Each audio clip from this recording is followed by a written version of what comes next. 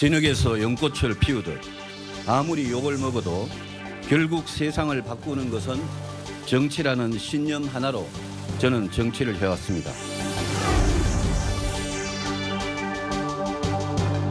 보수가 힘을 합치라는 국민의 뜻에 따르겠지만 그와 동시에 개혁 보수를 향한 저의 진심을 남기기 위해 오늘 저는 총선 불출마를 선언합니다.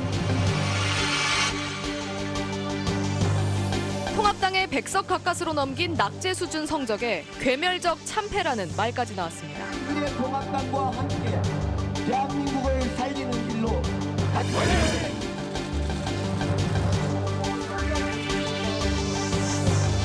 2022년에는 우리가 무슨 수를 했더라도 반드시 정권 교체를 꼭 해내겠다.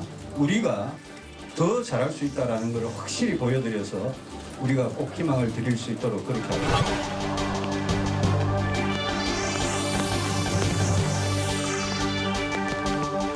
광주 시민들 또 5.18 영령들께 저희들이 사죄드릴 부분은 분명히 사죄드리고 정말 진심으로 사죄를 드리고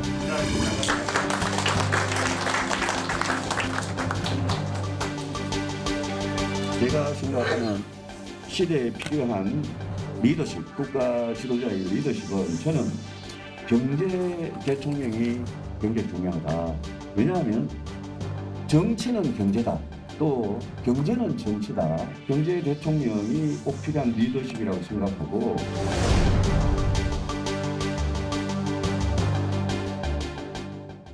네, 차기 대선 주자들을 차례로 만나보는 시간을 주영진의 뉴스브리핑에서 마련하고 있죠. 오늘은 유승민 전 의원과 이야기를 나눠보도록 하겠습니다. 아마 경제 분야에 관한 한 최고의 전문가다 또 이런 평가를 받고 있는 정치인인데 말이죠. 오랜만에 뵙습니다. 어서 오십시오. 예, 오랜만입니다. 어떻게 지내셨어요? 네. 어쨌든 정치 현안 전면에서는 약간 사라진 듯한 느낌도 좀 있고 말이죠. 예, 그동안 좀 조용히 지내는 시간이 많았습니다. 그만큼 좀 괴로움도 많았고 예. 그런 시간 보냈습니다. 지난해 총선에서 불출마 선언하시고 그 이후에 벌써 1년이 넘는 시간이 흘렀어요. 그렇습니다. 예. 그 시간 동안 괴로움도 많으셨다고 이야기를 했는데 어떤 일들을 주로 하셨습니까? 지난 대선 지나고 벌써 4년 지났잖아요. 네. 그리고 바른정당이라는 개혁보수 실험을 했다가 이제 지난 총선 직전에 이 자유한국당하고 통합을 했죠. 네. 그러면서 저는 불출마했습니다마는 제가 그 당시에 통합하면서 개혁 보수 정신만큼은 꼭 좀 지켜달라. 그렇게 당이 변화해달라. 그리고 탄핵 가지고는 이제 더 이상 보수가 분열하지 말자. 탄핵 강을 건너자 이랬는데 사실 그게 그동안 잘 안 지켜졌던 것 같습니다. 총선 참패 이후에 제가 뭐 당연히 저도 통합의 당사자니까 책임이 있다고 느끼고 조용히 지내다가 또 많은 분들 만나서 좋은 이야기 듣고 그러면서 이제 다시 대선 도전을 위해서 이제 시동을 걸었습니다. 예. 오늘 인터뷰는 아무래도 과거와 현재 미래를 왔다 갔다 해야 될 것 같은데 말이죠. 일단 이준석 전 최고위원이 지금 국민의힘 대표 경선에서 돌풍을 일으키고 있는데 돌풍입니다. 예상하셨어요? 아니요. 저도 예상 못했습니다. 이준석 후보가 상당히 인지도가 있기 때문에 나가면 선전할 줄은 알았어요. 근데 이 정도 거센 바람을 일으키리라고는 저도 상상을 못했습니다. 본인도 아마 상상을 못했지 않았나 싶어요. 이준석 후보랑 친하시죠? 친하죠. 예, 제 고등학교 대학 동기의 아들이고 2004년에 17대 국회 첫 해 이준석 후보가 하버드 대학 다닐 때 제 방에서 의원회관에서 인턴을 여름방학 때 했었고. 그런 또 개인적인 인연이 예, 그런데 나중에 2011년에 이제 이준석 후보가 정치에 처음 발을 들여놓을 때 비대위원 할 때 박근혜 비대위에 비대위원 할 때 그때는 저는 비대위원 하는 줄도 몰랐습니다. 나중에 박근혜 비대위원장이 비대위원을 이준석 후보로 이제 일단 그걸 하니까 제가 나중에 알고 저 사람 어떻게 알았냐고 그렇게 된 겁니다. 그러니까 정치는 이제 아마 박근혜 대통령 때문에 시작을 했고 그 이후에 10년 동안은 제가 오랫동안 주장해온 보수의 혁신과 변화, 개혁 보수의 길 거기에 이준석 후보가 같이 해온 동지 중에 이제 한 명이죠. 예. 그러니까 뭐 그런 개인적으로 가까운 거를 지금 와가지고 뭐 부인하거나 뭐 덮을 생각은 전혀 없죠.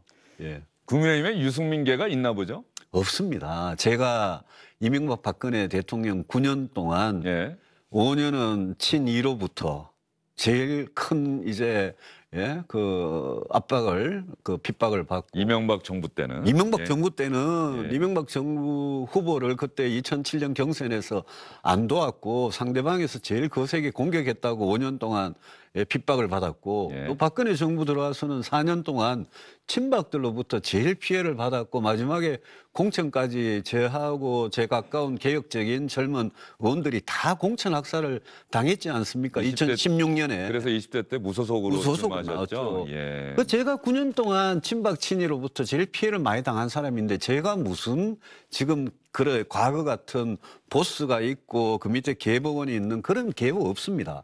정말 없는 걸 가지고 전당대회 때 저런 식으로 유승민 개파다 개보다 이렇게 이준석 후보를 제 이름을 걸어가지고 공격을 하니까 제가 저 중진 후보들께서 이준석 후보라는 젊은 정치인을 상대하면서 얼마나 공격할 게 없고 또 전당대회 때 얼마나 말할 게 없었으면 당이 지금 어떻게 변해서 정권 교체를 하느냐 대선에 승리하느냐 그걸 가지고 지금 이야기를 해야지 저분들 왜 저러나 싶은 생각이 들죠. 나경원 후보도 잘 알잖아요. 근데 잘 나경원 알죠. 후보가 특히 그 얘기 많이 하는 것 같은데. 나경원 후보님, 주호영 후보님 어제 제가 대구 가서 예. 아이고 중진 후보님들 제발 그만하시라. 유승민 개파 같은 거 없습니다. 그리고 이준석 후보와 저 사이는 크게 뜻을 같이 하는 거지. 제가 지시를 하고 명령을 하고 이준석 후보가 그걸 따르고 복종하고 그런 게 밀실에서 이루어지고 그런 관계가 아닙니다. 이준석 후보가 뭐 그런 말 들을 사람도 아니고 김웅 후보도 마찬가지였고요. 그래서 우리는 진짜 보수 정치의 변화 혁신을 통해서 우리 당이 국민들한테 믿음을 다시 찾자. 여기에만 관심이 뜻을 같이 하는 사람들이다. 그래서 대구에서도 제발 좀 그만하시라고 그런 네거티브 공격 그만하시라고 이야기했는데 어제 밤에 올라와 가지고 이 백분 토론 예. 그 TV 토론하는 걸 보니까 또 그러시더라고요. 그래서 제가 뭐 마음이 좀 안 좋았습니다. 예. 유승민계는 없다. 그런데 나경원 조영 후보는 있다. 이렇게 이야기를 하고 있는 게 이준석 그렇게. 후보의 돌풍을 꺾기 위해서 예. 일부러 그런다고 보시는 거예요? 예, 그럼요. 예. 뭐 저를 과대 평가해 주셔서 고맙고 또 제가 요즘 언론에 잘 안 나오는데 자꾸 제 이름을 말씀해 주셔서 저는 그런 거는 고마운데 예. 그럼에도 불구하고 없는 건 없는 겁니다. 예. 유승민 전 의원께서 보고 파악하고 분석하는 이준석 돌풍의 이유 뭐라고 생각하십니까? 지난 서울 부산시장 특히 서울시장 네. 재보궐선거에서 20대 30대 표를 우리가 압도적으로 받았지 않습니까? 제 기억에는 보수정당 역사상 20대 30대에서 압도적으로 승리하기는 처음입니다. 그랬죠. 예. 압도적인 승리, 뭐 조그마한 승리도 해본 적이 없으니까요. 저는 그게 지금 20대 30대 젊은 층을 중심으로 지금 문 정권에 대한 실망, 저희들한테 대한 어떤 기대 이런 게 이제 막 생기는데 이준석 후보에 대한 돌풍은 이준석 개인이 잘나고 훌륭해서 또 있겠지만 제가 보기에는 국민의힘이 진짜 야당으로서 황골탈퇴해서 정권 교체를 하려면 뭐라 그럴까요? 좀 속된 말로 확 디비라. 예, 뭐 경상도 말로 뒤집어라. 디비라. 뒤집어라. 예. 이거 완전히 뒤집어라. 예. 이런 정서가 상당히 저는 있다고 봅니다. 그거는 변화에 대한 정서 아니겠습니까? 저희 당에 대해서 야당에 대해서 국민들께서 야당이 변하고 혁신하기를 바라는 마음이 이렇게 강하시구나. 그거를 느낍니다. 그러면 이 부분까지만 아마 또 경선과 관련한 질문을 드려볼게요. 아마 이준석 후보와 나경원 후보, 주호영 후보가 제일 맞붙었던 대척 지점은 네. 대선 후보 경선을 어떻게 할 것이냐. 그렇죠. 윤석열 전 검찰총장과 다 함께 어울려서 국민의힘 울타리 안에서 치를 것이냐. 아니면 지난번 서울시장 후보 단일화 과정처럼 국민의힘 후보를 먼저 뽑고 그다음에 윤석열 전 총장과 단일화하는 과정을 거칠 것이냐. 이준석 후보는 서울시장 재보선 때의 단일화 과정을 염두에 두고 있는 듯해 보이고 예. 나경원 조영 후보는 국민의힘에 입당시켜서 함께 하자. 예. 왜 그러느냐? 이준석 후보는 바로 국민의힘 후보로 유승민 후보를 만들려는 것 아니냐. 이렇게 지금 어제 공격을 하는 것 같더라고요. 경선 규칙에 대해서는 어떻게 생각하십니까? 저희들 당헌상 저희 당의 후보를 뽑는 게 11월 8일까지일 겁니다. 그러면 지금부터 이제 아직 한참 더 남았습니다. 11월 8일이니까 이제 6월 아닙니까? 그렇죠. 5개월이나 남은 거 아닙니까? 5개월이나 남아있기 때문에 저는 그분들 중에 누가 대표가 되든 대표가 되자마자 대선 후보 경선의 날짜와 원칙을 최대한 빨리 정하는 게 중요하다고 생각합니다. 그리고 그 정한 원칙과 날짜에 따라서 그냥 진행을 하는 게 당연히 맞고요. 그 5개월이면 지금 바깥에서 거론되는 당 밖의 분들은 입당을 하시려면 충분한 시간이 있으시거든요. 그래서 그분들이 자기들 계산으로 국민의힘 후보가 정해진 다음에 예컨대 내년 1월이나 2월에 가서 단일화하겠다. 그러면 그거는 그분들 선택이에요.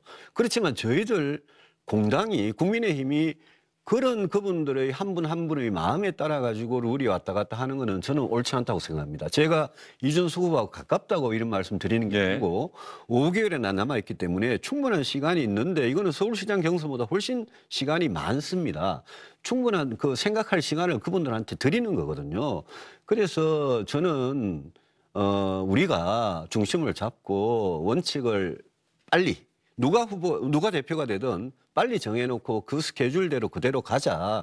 그러면 그분들 중에 그분이 뭐 누구든 그 전에 들어오셔가지고 그 경선 레이스에 합류하시겠다면 우리 문을 활짝 열어놓고 있으면 된다. 오히려 더 중요한 거는 우리가 국민의힘이 지금 전당대회 때 보였던 이 열기, 변화의 열기, 이걸 어떻게 다음 대표가 이어받아서 계속 진짜 변화하고 혁신해서 당 지지도를 높이느냐. 우리 당 지지도가 높으면 바깥에 계신 분들이 자기들 바깥에서 그렇게 따로 출마하시려고 그러겠습니까? 예. 저는 들어오시리라고 봅니다. 그래서 제가 원칙과 중심을 잡고 하고 이거는 무슨 누구의 어떤 후보에 따라서 정치공학적으로 계산을 해가지고 그렇게 움직일 일은 아니다. 저는 그렇게 봅니다. 예.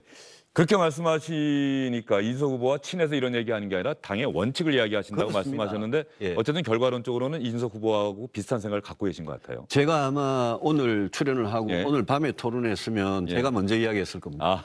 예.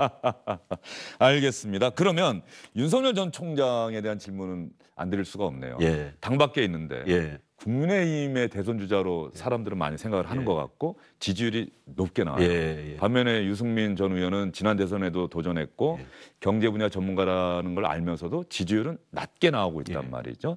윤석열 전 총장에 대해서는 어떤 생각을 갖고 계십니까? 그거는 저는 우리 야권의 좋은 후보라고 생각을 하고 언제든지 우리 국민의힘이 이렇게 오픈된 그런 하나의 플랫폼, 하나의 리행이 돼가지고 거기에 빨리 오셔서 같이 당당하게 경쟁할 수 있는 그런 후보라고 저는 생각을 합니다. 근데 그분이든 다른 또 거론되는 분들이든 지금 야권의 이 대선 후보를 뽑는 과정이 굉장히 좀 예년과 달리 이상한 점은 아직도 정치를 할지 안 할지, 대선에 출마를 할지 안 할지 선언하지 않으신 분들이 지금 거론이 많이 되고 있지 않습니까? 그래서 이번에 야권의 대선 후보를 단일화하는 과정은 저는 변동성이 이 출렁이는 게 굉장히 클 거라고 저는 생각을 합니다. 그리고 저도 이제부터 이렇게 언론이 자꾸 노출이 되니까 저보고 경제 전문가로 그러시는데 제가 외교안보에도 상당히 국방에 또 오래 활동하셨죠. 예. 그래서 저는 이 각 후보가 자기가 갖고 있는 어떤 대통령이 되면 5년 동안 나라를 어떻게 끌고 갈지에 대한 비전과 정책, 또 대통령으로서 본인이 어떤 꿈을 갖고 있는지 이런 부분에 대해서 국민들 앞에 다 이렇게 꺼내놓고 경쟁할 수 있는 그런 시간이 하루빨리 왔으면 좋겠습니다. 저는 지금은 낮지만 자신 있습니다. 알겠습니다. 지금은 미약하지만 자신 있다. 자, 그러면 주영진의 뉴스 브리핑에서는 대선에 도전하겠다고 생각하고 계시는 주자들의 지난 인생, 지난 삶을 여러분과 함께 돌이켜보는 시간을 가져보려고 합니다. 지난 이광재 민주당 의원도 마찬가지였고 우리 유승민 전 의원도 젊은 시절 예전의 사진을 좀 준비해 주십사 하고 제가 부탁을 드렸었는데 어떤 사진이 제일 먼저 나올지 한번 볼까요? 이 잘생긴 청년이 화면에 나오네요. 저기 몇 살 때입니까? 저게 제가 군대 제대한 직후에 대학 4학년 때 갔습니다. 아마 취업 원서 쓴다고 어디 동네 사진관에 가서 증명사진 찍은 것 같습니다. 아, 증명사진. 예. 예. 그리고 또 어떤 사진이 또 나오는지 기가 막힌 사진이 저기는 나오고. 제가 1996년에 네. 미국 그 캘리포니아 대학 샌디에고 교환 교수로 갔을 때 예, 아마 여행 중에 어디 미국 서부에서 찍은 사진 같습니다. 예. 아무래도 미국 유학 시절 이럴 때가 행복하셨죠? 행복하기는 유학 시절에는 예. 별로 안 행복했습니다만은 교환 교수 가서는 괜찮아요. 예. 저 사진은 그 83년으로 나오는 것 같아요. 예, 유학생 때 예. 첫 해입니다. 예. 첫 해 유학생들 사는 아주 좁은 그 기숙사 방에 제 그 첫째를 낳아서 10개월째 데리고 갔는데 예. 예, 그 녀석 키우면서 안고 찍은 사진이네요. 예. 저 뭐 쓰레기통도 저 위에 예, 아, 책장 위에 그렇네요. 쓰레기통이 그렇네요. 있거든요. 책장 위에 쓰레기통이 있네요. 아, 저거는 KDI 때 사진입니다. 유학 갔다 와서 한국개발연구원 KDI에 이제 이코노미스트로 이제 취직을 해서 그때 무슨 세미나가 있어서 가슴에 명찰을 달고 그 찍은 사진 같습니다. KDI가 아마 정계 입문 전까지 계셨던 곳이죠? 그렇습니다. 예. 제 첫 직장이었죠. 예. 저기도 KDI입니다. 저 데스크탑 컴퓨터가 저게 XAT보다도 더 그렇죠. 전에 예. AT&T에서 나온 XT 6300이라는 컴퓨터인데 일단 저 때는 저런 거 썼습니다. 앞뒤가 상당히 기네요. 예, 저 때 저 창밖에 눈이 와가지고 아마 누가 사진을 찍어준 모양입니다. 넥타이가 상당히 삐뚤네요. 예. 넥타이가 삐뚤어진 거 모르고 아마 사진 찍으셨겠죠. 예, 그냥 예, 찍는다길래 그냥 입 벌리고 아마 찍은 것 같아요. 이거는 무슨 회의나 세미나 같은 장면인데 빌 클린턴 예. 대통령인가요? 예, 빌 클린턴 대통령이고요. 화면 오른쪽이 화면 그렇죠. 오른쪽이 정면에 저게 예. 1998년에 우리 IMF 위기 났을 그렇죠. 때 IMF 위기 때문에 우리나라 경제가 완전히 진짜 고생을 엄청 힘들 때입니다. 그때 98년 11월에 빌 클린턴 대통령이 미국 대통령이 방한을 했어요. 그래 한국 와가지고 서울 와가지고 각계 이렇게 대표적인 사람들 만난다고 저기 한국노총 회장님도 계시고 예. 장하성 교수도 저기 있고요. 지금 주중대사 말이죠. 예. 그리고 저도 저 오른쪽에 두 번째가 전데요.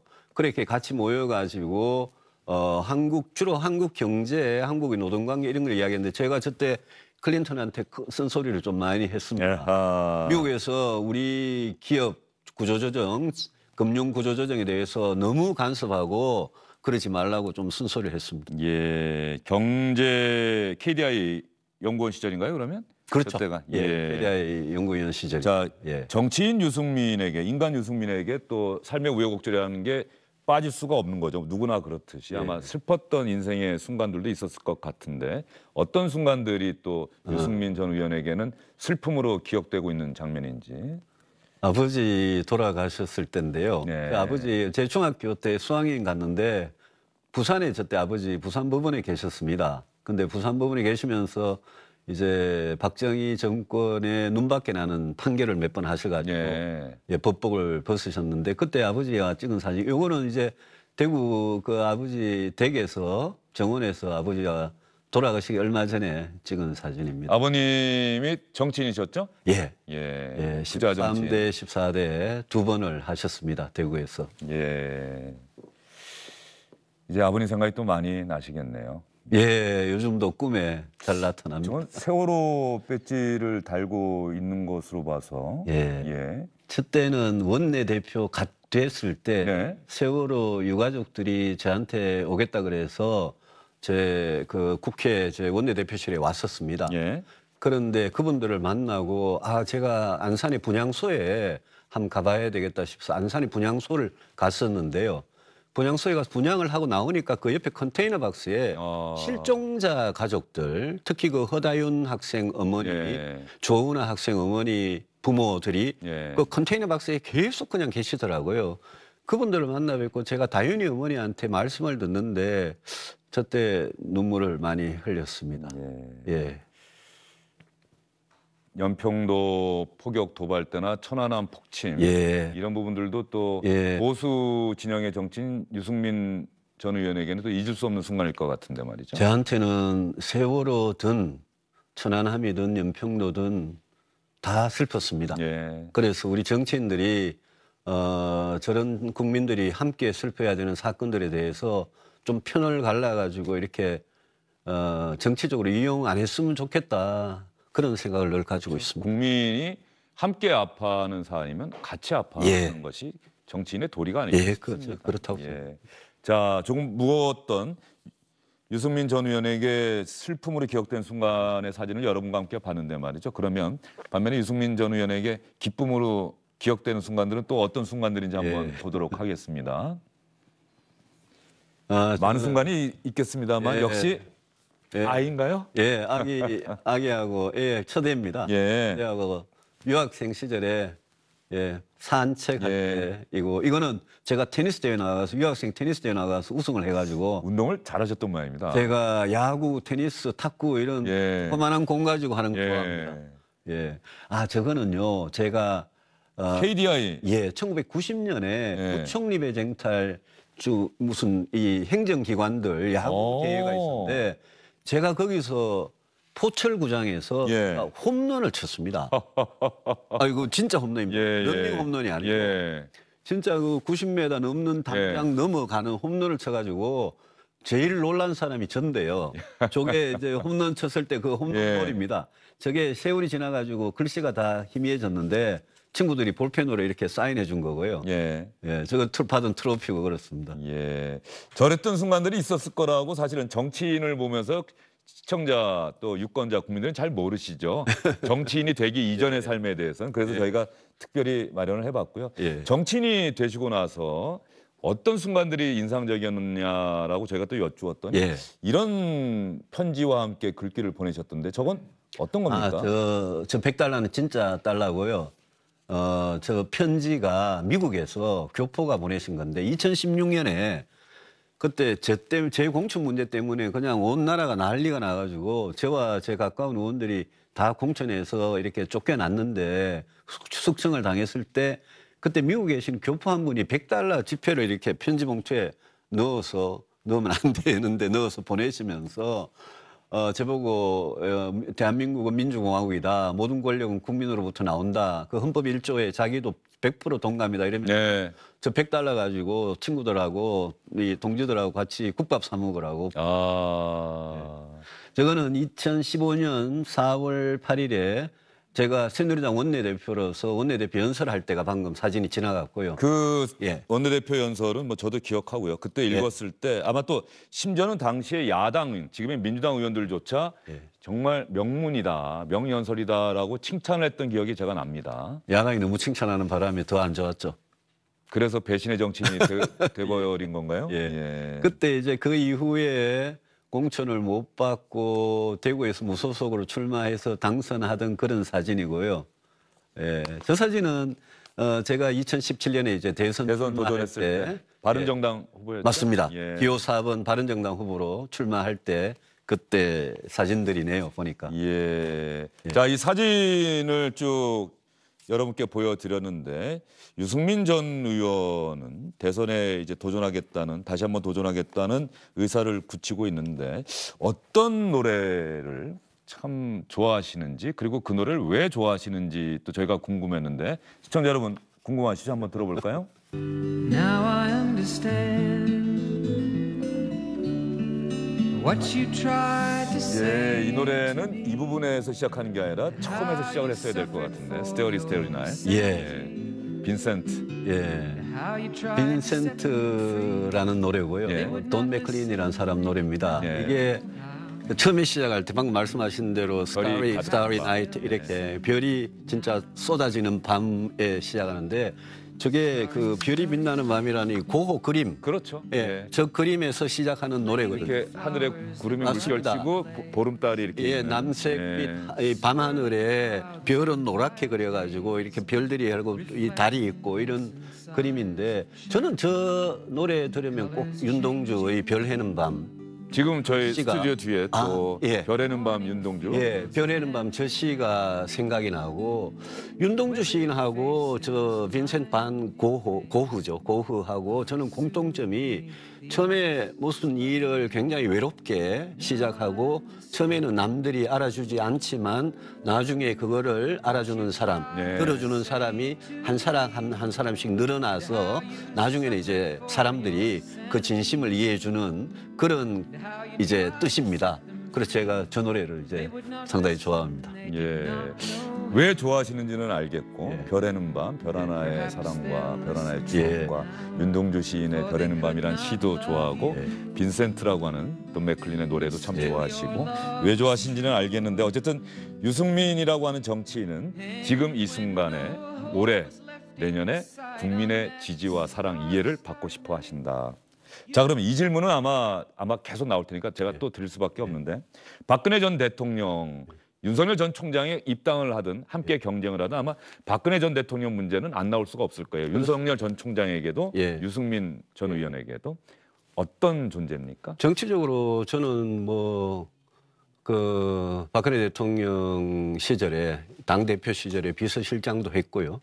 또 그분의 당선을 위해서 열심히 뛰었던 그런 적도 있었고요. 다만 제가 박근혜 대통령과 같이 그때 이제 보냈던 그 시간에 제가 그분에게 이렇게 해야 된다라는 그런 쓴소리를 제일 많이 했던 사람이고 사실은 그 쓴소리 때문에 멀어졌고 저는 그게 늘 제가 오랜 고민 끝에 그분께 말씀드린 소신이었다고 생각하고 지금도 박근혜 대통령께서 대통령 재임 시절에 제가 아까 원내대표 연설 이야기도 했지만 저는 좀 이 박근혜 정부가 훨씬 더 옳은 방향으로 잘하길 제일 바랬던 사람입니다. 지금도 대통령께서 제 말씀에 귀를 좀 더 기울여 주셨으면 어땠을까 이런 생각을 하고 있고 개인적으로 인간적으로 지금 그분이 감옥에서 고생하고 계시는 데 대해서는 정말 너무나 가슴 아프게 생각합니다마는 2016년 당시에 국회에서의 어떤 탄핵 결정 그런 거는 저는 정당했다고 생각합니다. 예. 다만 지금 와서 우리 보수 정치권 전부가 이 박근혜 대통령 탄핵 문제에 언제까지 매달려 있을 거냐. 그래서 저는 탄핵에 반대했던 사람이나 저처럼 탄핵에 찬성했던 사람들이 그 탄핵 문제는 이제 역사의 평가에 맡기고 우리가 마음을 합쳐서 정권 교체를 위해서 노력하자. 이런 뜻으로 제가 탄핵의 강을 건너자라고 말씀을 드렸습니다. 윤석열 총장 같은 그분은 이제 이 수사를 하는 단계에서 그 모든 것의 직접적인 실무 책임자였고 또 지검장 시절에 그걸 관할하셨던 분이죠. 그러니까 박근혜 대통령에 대해서 예컨대 30년을 구형을 하고 박근혜 대통령이 지금 이런 그런 재판을 과정을 받은 게 전부 다 이제 윤석열 총장 시절의 검찰이 했던 일이죠. 그래서 그 부분에 대해서는 아마 윤 총장도 뭔가 국민들한테 나중에 말씀을 하셔야 될 것 같고 저는 정치적인 어떤 탄핵 그 부분에 있어서 말씀드린 대로 제가 그 문제 가지고 정말 이 보수층 유권자들의 마음을 얻는데 굉장히 이제 어려움을 많이 겪고 있거든요. 네, 그래서 특히 대구 영북에서 그렇죠. 그렇습니다. 영남 지역에 보수 유권자들한테 그런 게 있는데 저는 늘 그분들한테 제가 방금 드린 말씀대로 제 진심을 그대로 다 말씀을 드립니다. 그래서 그분들도 지금 이번에 전당대회에 이렇게 변화에 대해서 그분들이 마음을 열고 특히 지난 총선 참패 이후에 우리 야당이 수도권, 중도층, 젊은 층의 마음을 얻지 못하고는 우리가 선거를 이길 수 없다라는 거를 저는 그 보수층 유권자들도 이제는 다 깨달으셨으리라고 생각합니다. 제가 누구보다도 저는 젊은 층, 중도층에 확장성이 있다고 생각하니까 저 아까 말씀하신 그 부분만 제가 이렇게 서로 이 진심을 가지고 소통을 하고 그 부분만 제가 그 장벽을 넘을 수만 있다면 저는 뭐 충분히 저도 이 우리 야권의 단일 후보가 될 수 있다고 생각합니다. 알겠습니다. 유승민 전 의원과의 인터뷰가 예상보다 많이 길어졌는데요. 미래에 대한 이야기는 다음에 또 저희가 무조건 모실 수밖에 없는 상황일 테니까 예. 그때는 미래에 대한 이야기 위주로 인터뷰를 그렇게 하도록 하겠습니다. 하겠습니다. 오늘 예. 말씀 잘 예, 들었습니다. 고맙습니다. 안녕하십니까, 주영진입니다. 더 많은 뉴스와 라이브 이벤트를 보고 싶으시다면 화면 오른쪽을 눌러서 구독해 주시기 바랍니다. 저희 SBS 앱을 다운로드 받으시면 뉴스 속보 알림도 받아보실 수 있습니다. 텔레비전으로도 SBS 뉴스, 유튜브로도 SBS 뉴스 잊지 마시기 바랍니다.